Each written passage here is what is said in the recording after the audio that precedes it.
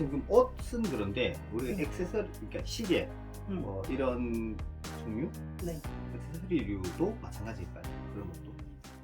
그런 거는 굳이 꼭 남의 걸 갖고 와야 되나요? 아, 아시는 게 좋군요. 안녕하세요. 안녕하세요. 연평만 씨입니다. 네, 선생님, 오늘 여쭤볼 질문은 우리가 중고 물건을 요즘은 예전에 물려 있거나 뭐 하게 되는데 요즘 중고 물건 마켓이 많이 생겨서 뭐 당근, 뭐 번개, 뭐 이런 게 네. 많더라고요. 근데 그런 데서 물건을 그냥 함부로 사 와도 괜찮을까요? 뭐 안 좋은 기운이 딸려온다거나 이런 건. 이게 호불호가 걸리기는 하는데요. 네. 잘 사오면 네. 가격도 저렴하게 좋은 물건을 이제 쉽게 보면 어떻게 보면 교환인 거잖아요. 그렇죠. 의미하는 뭐 역할을 하는 무상으로 건데. 받아오는 것도 있고 그렇더라고요. 네. 잘 가지고 오면 좋기는 한데 그 물건을 가져올 때 만약에 나랑 안 맞는 날에 안 좋은 날에 그걸 물건을 가지고 들어오면 조금 먼저 전편에 말씀드렸던 것처럼 동법이라는 게 돌에만 있는 건 아니거든요. 네. 가구에도 있고 나무에도 있고 옷도 있고 네. 우리가 갖고 있는 물건 중에서도 그 동법이 들어올 수도 있는 거거든요. 사람이 손이 닿는 혹은 몸이 닿는 그런 것. 네네네.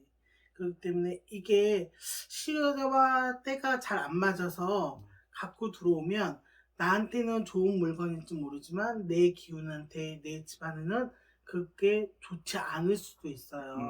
그래서 무조건 받아와라 받아오지 말아라고 할 수는 없지만 네. 예를 들어서 내가 물건을 잡았는데 조금 찝찝하다 네. 라고 생각을 하신다고 하면 기분이 깔끔하지 못하다. 그렇다고 하면 네. 내가 금액을 치렀다 하더라도 네. 저는 그거는 과감하게 집에 갖고 들어오시는 것보다 버리시는 게 낫다고 봐요.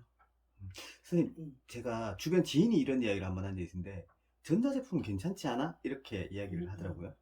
근데 전자제품도 사실 사람의 손이 타는 그쵸? 물건이잖아요. 네네네. 그죠? 네. 그러면 똑같이 그런 말씀하신 동법이 네, 걸리면 동법이 날 수도 있어요.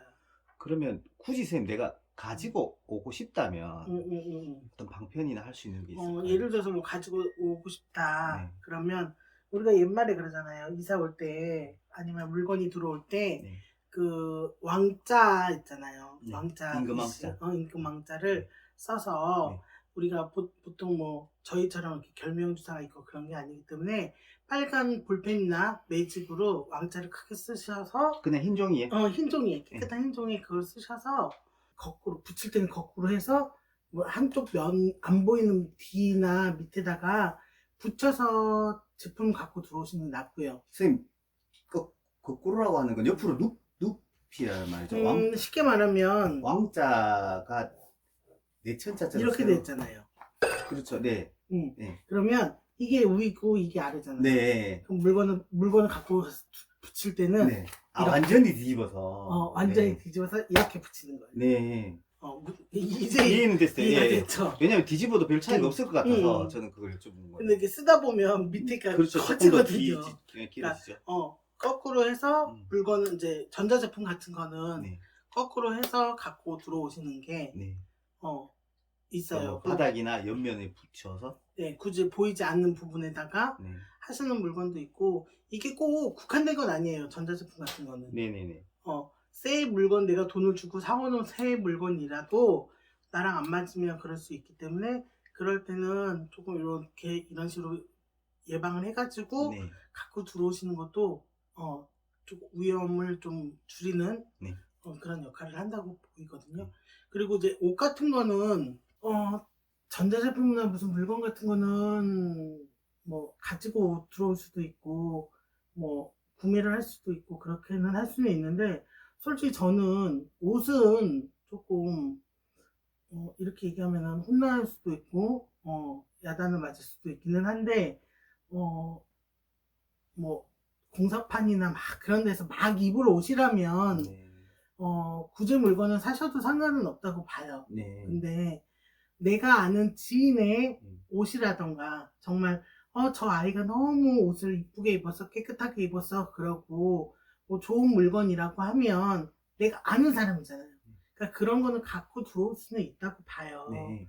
근데 정말 모르고 구제 물건을 구입해서 가지고 오는 건 어떤 분이 어떻게 해서 이게 어떤 과정을 통해서 어떤 경로로 왔는지는 모르죠. 왔는지 모르잖아요. 네.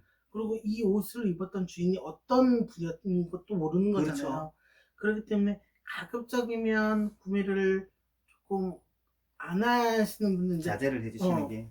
근데 또 유독 그거를 또 즐겨서 하시는 분들이 있는 그러니까 걸로 매니아층들이 알아요. 네, 네. 자기가 원하는 시절에 네. 브랜드의 모델을 응. 찾는 경우들이 있기는 옛날에 해요. 그런 예, 물건들을 맞아요. 이렇게 찾아서 갖고 오시는 분들이 계시더라고요. 그러니까 굳이 그렇다고 하신다면 입는 옷에다가 원금 임금원자를 붙일 수는 없잖아요. 그렇죠. 그럴 때는 제가 팁을 하나 드린다고 하면 네.